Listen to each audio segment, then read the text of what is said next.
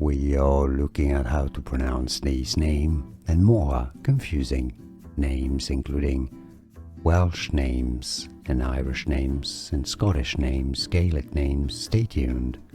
In Welsh, it is said as Rhain, Rhain. In English, it's usually pronounced as Rhain.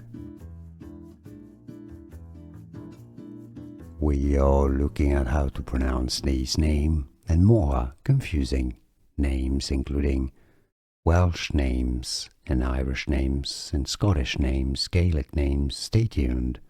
In Welsh, it is said as Rhain, Rhain. In English, it's usually pronounced as Rhain. Here are more videos on how to pronounce more confusing words and names too many mispronounced. Like this video if you found it useful. I appreciate your support. I'll see you soon and thanks for watching.